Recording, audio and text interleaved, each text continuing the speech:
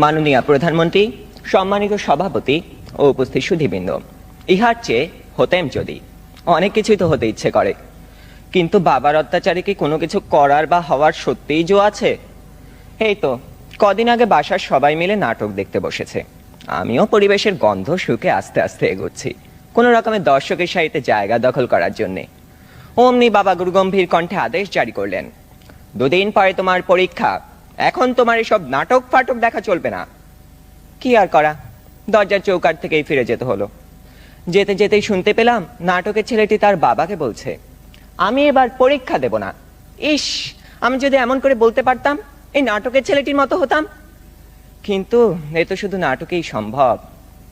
আবার স্কুলের কথাই ধরুন না কেন, সব সময় পরীক্ষা লেগেই আছে। ক্লাস টেস্ট, সাপ্তাহিক, মাসিক, টার্ম, এবং আমাদের স্কুলে আরো একটি পরীক্ষা আছে, পপ টেস্ট। অর্থাৎ বলা নেই কওয়া নেই, স্যার ম্যাডাম ক্লাসে এসে দুম করে বললেন, তোমাদের পরীক্ষা নেব। কি জ্বালা, এমনিতেই পরীক্ষার ভয় বাঁচি না, তাও আবার এই পপ টেস্টের ভয় রাত দিন কাঁটা হয়ে থাকতে হয়। জনান্তিকে বলে রাখি, আমি যদি দেশের প্রধানমন্ত্রী হই তবে সবার আগে এই পরীক্ষা ব্যবস্থাটা তুলে দেব। এরই মধ্যে একজন বন্ধু ইশারা করলো, এনেছি।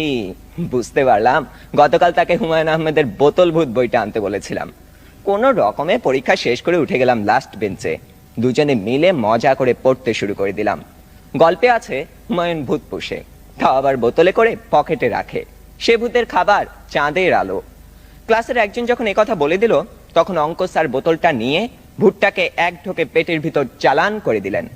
অমনি স্যারের পেটের ভিতর গুড়গুড় শব্দ উঠতে শুরু করলো, আর তিনি হেঁচকি তুলতে লাগলেন।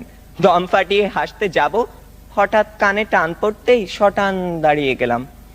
বইটা পড়তে পড়তে টেরই পাইনি কখন ইংরেজি ম্যাডাম চলে গেছেন আর এসেছেন জমদূত প্রায় আমাদের অঙ্ক স্যার। বইটা নিয়ে গেলেন হেড স্যারকে জমা দেবেন বলে। তার মানে আরো এক দফা শাস্তি। আপনারাই বলুন, এত শাসনের মধ্যে স্বাধীনভাবে কোনো কিছু করারই উপায় নেই তো হওয়ার উপায় আছে? ধন্যবাদ সবাইকে।